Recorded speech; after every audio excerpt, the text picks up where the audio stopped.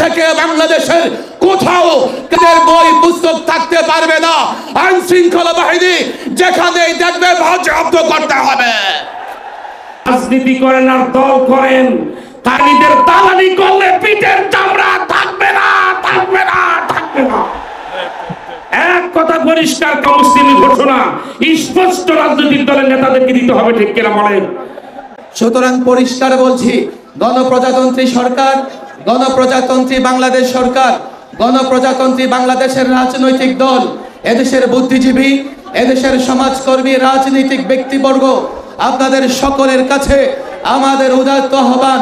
এদেশের প্রজাতন্ত্রের কর্মচারী, কর্মকর্তা সকলকে বলছি, যেহেতু জনতার আদালত থেকে ঘোষণা হচ্ছে, জনতার সমাবেশ থেকে ঘোষণা হচ্ছে কাদের বই পুস্তক বাজেয়াপ্ত করতে হবে, ঘোষণা হচ্ছে কাদের অমুসলিম ঘোষণা করা হচ্ছে, সেহেতু আজ থেকে বাংলাদেশের কোথাও কাদের বই পুস্তক থাকতে পারবে না।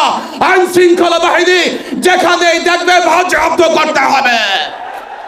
যেখানেই মুসলমানদের কোন পরিভাষা ব্যবহার করবে, আইন শৃঙ্খলা বাহিনী তাদের বিরুদ্ধে ব্যবস্থা গ্রহণ করতে হবে।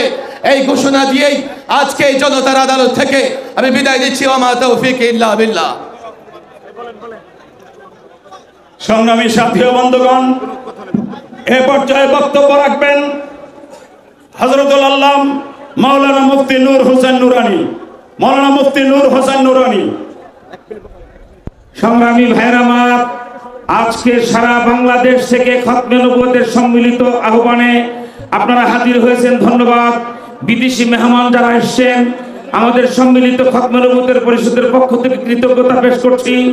আমাদের বাংলাদেশের জাতীয় নেতৃবৃন্দ যারা এসেছেন, ওলামায়ে কেরাম, সবাইকে কৃতজ্ঞতা জানিয়ে একটি বিষয় পরিষ্কার করে বলতেছি, রাজনীতি করেন আর দল করেন, তাদের দালালি করলে পিঠের চামড়া থাকবে না, থাকবে না, থাকবে না। এক কথা পরিষ্কার, কাদিয়ানীর মুসলিম ঘোষণা স্পষ্ট রাজনৈতিক দলের নেতাদেরকে দিতে হবে, ঠিক কিনা বলেন? অনেক কথা ছিল, আজকে বলার সময় নেই। খোদা হাফেজ।